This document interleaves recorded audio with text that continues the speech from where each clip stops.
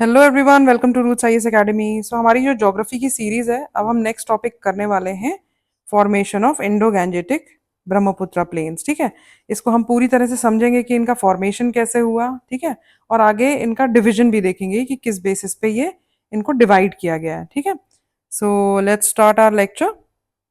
देखो, बहुत ही ज़रूरी है इंडो गैंजेटिक प्लेन्स का जो फॉर्मेशन है ना, उसको समझने के लिए हमें पूरा अच्छे से समझ में आना चाहिए कि फॉर्मेशन ऑफ हिमालयाज कैसे हुआ, क्योंकि ये दोनों क्लोजली रिलेटेड हैं। ठीक है, formation of Himalayas and formation of Indo Gangetic plains काफी क्लोजली रिलेटेड है। So let us try to understand कि फॉर्मेशन ऑफ हिमालयाज हुआ कैसे। ठीक है, सो लेट्स अंडरस्टैंड। देखो, हमें पता है कि जो अर्थ है वो काफी सारी प्लेट्स में डिवाइडेड है। ठीक है, अब ये एक हमारी हो गई यूरेशियन प्लेट। ठीक है, और ये हमारी हो गई इंडो ऑस्ट्रेलियन प्लेट। ठीक है, ये जो इंडो ऑस्ट्रेलियन प्लेट है ना, it is moving towards north. कहाँ पे ये मूव कर रही है? नॉर्थ की तरफ मूव कर रही है। ठीक है, और यहाँ पे जो पहले एक सी था, इसको बोलते थे टेथिस सी। ठीक है, और अभी ये क्या है, दोनों में टकराव नहीं हुआ है, दोनों अभी मतलब कोलाइड नहीं की है। ठीक है, ये मूव ही कर रही है एंड बहुत ही स्लो प्रोसेस होता है ये, ऐसा नहीं कि एकदम जल्दी जल्दी मूव कर रही है। मिलियंस ऑफ ईयर्स लगते हैं इसको पूरा प्रोसेस को कंप्लीट होने में। ठीक है, तो ये क्या हो रहा था, टेथिस सी था। टेथिस सी में ऑलरेडी कुछ कुछ रिवर्स ड्रेन कर रही थी। ओके, यहाँ से भी इंडो ऑस्ट्रेलियन प्लेट से भी कुछ रिवर्स ड्रेन कर रही थी टेथिस सी में। और इसको हम क्या बोलते थे, this is also called Tethys geosyncline. मतलब इसको जियोसिंक्लाइन मतलब ह्यूज डिप्रेशन। ठीक है, टेथिस जियोसिंक्लाइन, ये हो गया आपका जियोसिंक्लाइन। और हमने क्या देखा कि रिवर्स मूव कर रही हैं, तो रिवर्स अकेले तो मूव कर नहीं रही हैं, कुछ सेडिमेंट्स भी ला रही होंगी अपने साथ, जाहिर सी बात है। ठीक है, तो इसने क्या किया, रिवर्स ने ये सेडिमेंट्स को डिपॉजिट कर दिया। ठीक है, जो टेथिस सी के जो नीचे है,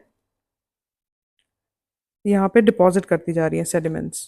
ठीक है, अब ये क्या हुआ, धीरे धीरे मूव करती गई और फाइनली क्या हुआ, ये यूरेशियन प्लेट से आपकी इंडो ऑस्ट्रेलियन प्लेट कोलाइड हो गई।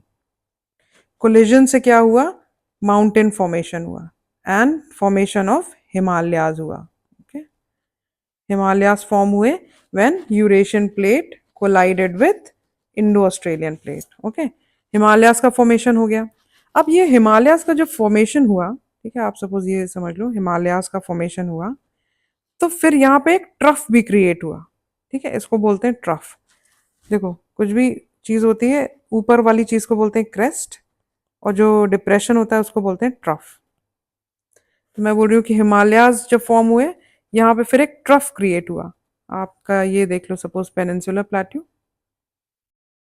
ठीक है, सो इस ट्रफ में क्या हुआ, जो हिमालयन रिवर्स थी ऑलरेडी लाती गई सेडिमेंट्स अपने साथ, और इस डिप्रेशन को इन्होंने सेडिमेंट से भर दिया। ओके, तो ये जो डिप्रेशन को जब सेडिमेंट से भर दिया, these are called Indo Gangetic plains.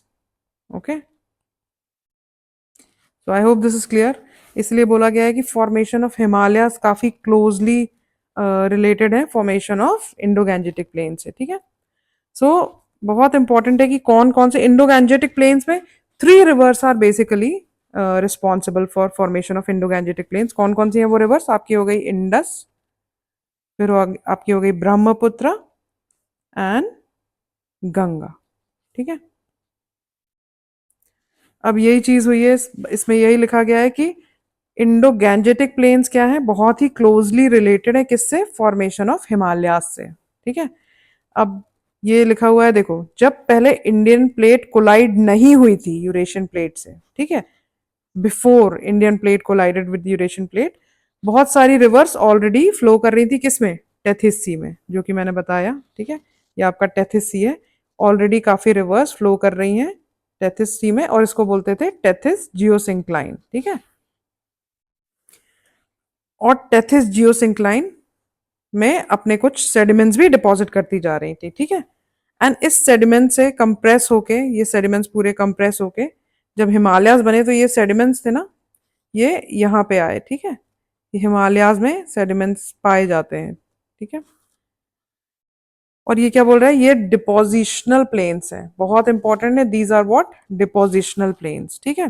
सो इन जो गैंडेटिक प्लेन्स जो क्या है वो डिपोजिशनल प्लेन्स हैं। अब हम देखेंगे ये जैसे तिब्बतन प्लेट्यू हो गया, ये आपके तीनों हो गए हिमालयास, ठीक है। हिमाद्री, हिमाचल एंड शिवालिक। तो यहाँ से क्या है, जो रिवर्स हैं, जो रिवर्स फ्लो कर रही हैं, वो क्या कर रही हैं, सेडिमेंट्स को डिपॉजिट करते जा रही हैं, ठीक है। सेडिमेंट्स को डिपॉजिट करते जा रही हैं।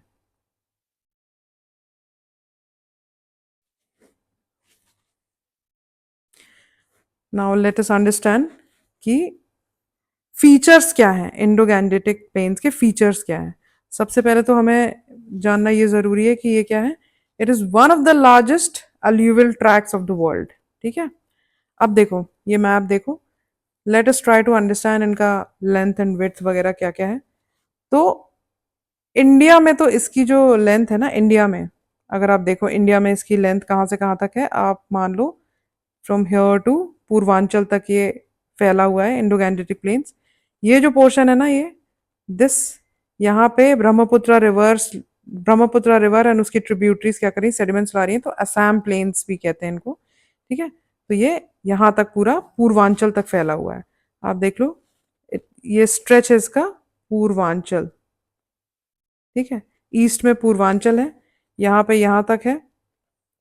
इंडिया में इसकी जो लेंथ है, it is nearly about 2400 kilometres, जो कि हिमालयास की भी है, ठीक है। लेकिन ये यहीं तक इसका एंड नहीं हो रहा है, ये स्ट्रेच हो रहा है पूरा पाकिस्तान तक जा रहा है। और यहाँ पे दो रेंजेस हैं आपकी, कीरथर एंड सुलेमान रेंज, ठीक है। कीरथर एंड सुलेमान, ठीक है। तो आप इसका अगर पूरा यहाँ से स्ट्रेच देखो, so it is nearly about 3400 kilometres, ठीक है। ये इसका स्ट्रेच है, ठीक है। और आप देखो अगर इसके नॉर्थ में क्या है, इसके नॉर्थ में है शिवालिक रेंज, ठीक है, शिवालिक।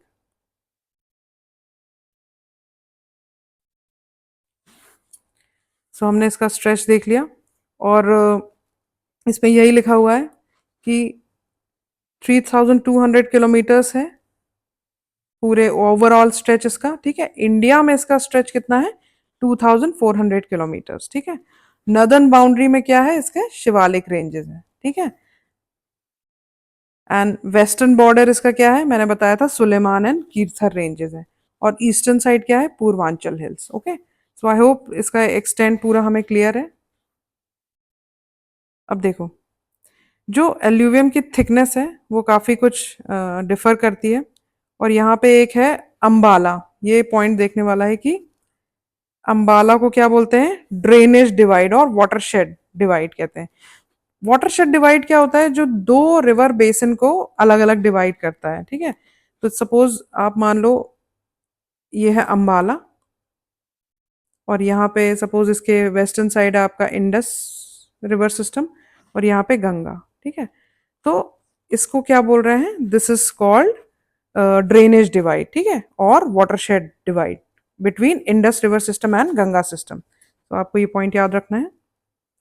अब देखो division of Indo Gangetic plains, इसको डिवाइड किया गया है, ठीक है। कैसे, इसको चार पार्ट्स में डिवाइड किया गया है। सबसे पहले क्या है, as you can see, Bhabar, Bhabar. अब देखो हम अंडरस्टैंड करते हैं कि भाबर है क्या।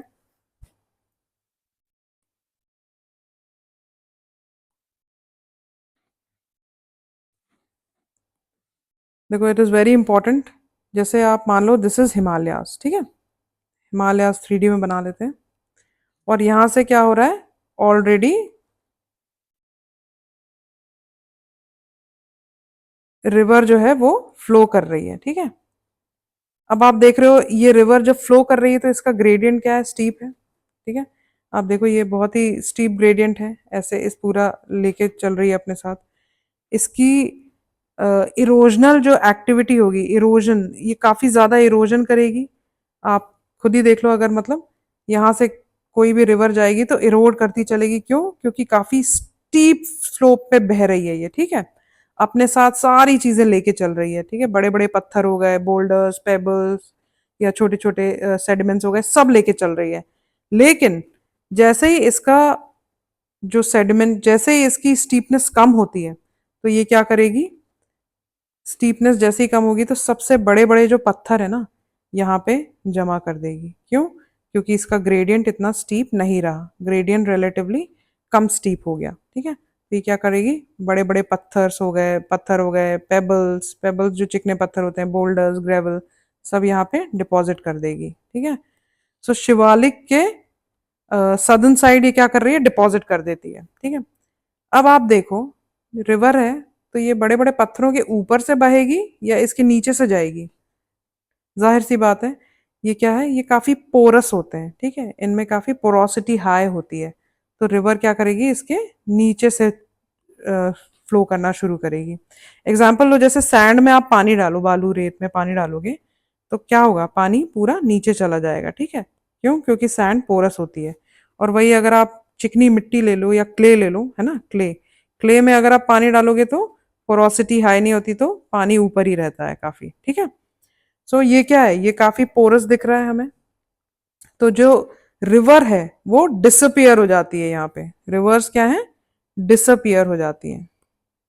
ठीक है, तो भाबर रीजन में क्या होता है, रिवर्स डिसअपियर हो जाती हैं। अब देखो, भाबर क्या है, भाबर एक narrow porous and northern most stretch है, कहाँ का, इंडो गैंजेटिक प्लेन्स का। ठीक है, और ये क्या होता है, यहाँ पे पोरोसिटी हाई होने के कारण क्या होता है, रिवर्स से नीचे से बहती है। ठीक है, पोरोसिटी ऑफ भब्बर एक मोस्ट यूनिक फीचर है यहाँ का। ठीक है, हाईली पोरस होता है ये। और क्या होता है, pebbles, rock debris across alluvial fans. ठीक है, porosity is due to the deposition of huge numbers of pebbles, rock debris and alluvial fans. तो यहाँ स्ट्रीम्स क्या होती हैं, डिसअपियर हो जाती हैं, मैंने ऑलरेडी बताया हुआ है। ठीक है, भवर रीजन में क्या डिसअपियर हो जाती हैं। और ये एक और चीज है कि आप देखोगे तो ये जो फीचर है ना भाबर का, ये वेस्टर्न हिमालयाज में ज्यादा प्रोमिनेंट है। ठीक है, वेस्टर्न हिमालयाज में, मतलब वेस्टर्न साइड ऑफ इंडिया, ये ज्यादा प्रोमिनेंट है। ठीक है, as compare to eastern side. देखो अगेन, बाबर का मैंने जो एग्जांपल दिया, ये बड़े बड़े बोल्डर्स और डेब्रीज वगैरह लाए हैं, कुछ पेबल्स भी मिल रहे हैं। और यहाँ, अच्छा ये बताओ, ये इस तरह की लैंड क्या सूटेबल होगी एग्रीकल्चर के लिए? बिल्कुल नहीं। सो ये जो भाबर रीजन है ना, that is not at all suitable for agriculture. ठीक है, आप ये देख सकते हो, रिवर क्या है, इसके नीचे से बेसिकली बहेगी। ठीक है, और बड़े बड़े पत्थरों को इसने डिपॉजिट किया। I hope Bhabar region is clear. अब हम आ जाते हैं, नेक्स्ट हमारा है तराई। ठीक है, तराई क्या है, देखो तराई बहुत ही दलदली सा एरिया होता है, दलदली क्षेत्र होता है। ठीक है, इल ड्रेन, ड्रेनेज यहाँ पे ठीक नहीं होता है, इल ड्रेन्ड होता है। और क्या है, थिकली फॉरेस्टेड भी है। ठीक है, आप देख सकते हो उसमें, मैं जूम इन करती हूँ, ये देखो क्या है, दलदली मार्शी लैंड है। ठीक है, थिकली फॉरेस्टेड है। और ये कहाँ है, ये भाबर के टूवर्ड्स साउथ ऑफ भाबर। ठीक है, और हम नीचे नीचे आगे चलते जा रहे हैं। और यहाँ क्या होता है, जो स्ट्रीम्स होती है ना, जो भाबर बेल्ट में डिसअपियर हो जाती हैं, वो यहाँ पे क्या होती है, री इमर्ज हो जाती हैं। ठीक है, फिर से ऊपर आ जाती हैं स्ट्रीम्स। तो ये एक इंपॉर्टेंट पॉइंट है, तराई रीजन में जो अंडरग्राउंड स्ट्रीम्स हैं वो क्या होती हैं, री इमर्ज हो जाती हैं। ओके, और थिकली फॉरेस्ट में कुछ एग्जाम्पल भी दिया हुआ है, जैसे कि आपका जो जिम कॉर्बेट नेशनल पार्क हो गया। ठीक है, उत्तराखंड में है, और काजीरंगा नेशनल पार्क है असम में। ये क्या है, तराई रीजन में ये लाई कर रहे हैं। ठीक है, और जो भाबर रीजन था, इससे पहले हमने पढ़ा, मैंने क्या बताया था, वो वेस्टर्न साइड में ज्यादा प्रोमिनेंट था। बट ये जो तराई रीजन है, ये ईस्टर्न पार्ट में ज्यादा प्रोमिनेंट है, it is more marked in eastern part. ठीक है,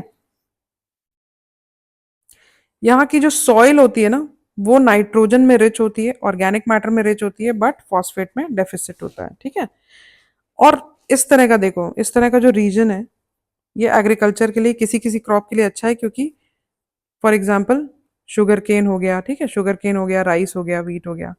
शुगर केन एंड राइस क्या है, ये क्रॉप्स को काफी पानी की जरूरत होती है। ठीक है, it requires a lot of water.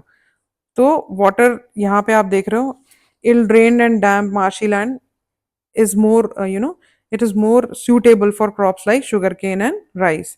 तो ये क्या बोल रहा है, तराई जो लैंड है स्पेशली कहाँ पे, वेस्टर्न साइड में आप देखोगे पंजाब, उत्तर प्रदेश एंड उत्तराखंड में, ये एग्रीकल्चर लैंड में इन्हें बदल दिया गया, तब्दील कर दिया गया है। ओके, अब आपका आ गया भांगर। ठीक है, भाबर अलग था, भांगर अलग है, याद रखना। ठीक है, दैट वाज भाबर, ये है बांगर। बांगर क्या है, ओल्डर एल्यूवियल है रिवर के साइड में। ठीक है, forming terraces higher in the flood plains. आप देखो, ये आपका हो गया भाबर रीजन, तेराई। फिर आ गया ये भांगर। ठीक है, रिवर है, आप देख रहे हो ये रिवर फ्लो कर रही है। तो ये जो न्यू एल्यूवियम डिपॉजिट्स हैं वो रिवर के एकदम साइड में डिपॉजिट हो रहे हैं। ठीक है, और जो ओल्डर डिपॉजिट्स हैं वो और दूर चले जाते हैं। ठीक है, तो जो ओल्डर एल्यूवियम डिपॉजिट्स हैं उनको हम कहते हैं भांगर। ठीक है, आप देखो ये है, ये पूरा एरिया क्या है, खादर है। ठीक है, और ये जो ओल्डर एल्यूवियम डिपॉजिट्स हैं इनको हम बोलते हैं बांगर। ठीक है, ये दीज आर बांगर। ठीक है, रिवर के थोड़ा दूर। ठीक है, सो देखो भांगर क्या है, मैंने बताया था ओल्डर एल्यूवियम डिपॉजिट्स हैं रिवर के साइड में। ठीक है, और इनको क्या करते हैं, these are often impregnated with calcareous concretions. ठीक है, नोन एज कंकर, इनको कंकर भी बोलते हैं। ठीक है, फिर आपका आ गया खादर। खादर क्या है, न्यूअर एल्यूवियम जो होते हैं, newer alluvium along with the flood plains. ठीक है, रिवर बैंक्स के एकदम साइड में ही होते हैं न्यू न्यू एल्यूवियम डिपॉजिट्स, इनको हम बोलते हैं खादर। ठीक है, सो आई होप नदर्न प्लेन्स और इसका जो डिफरेंसेस है वो क्लियर हो गया हो। Thank you so much.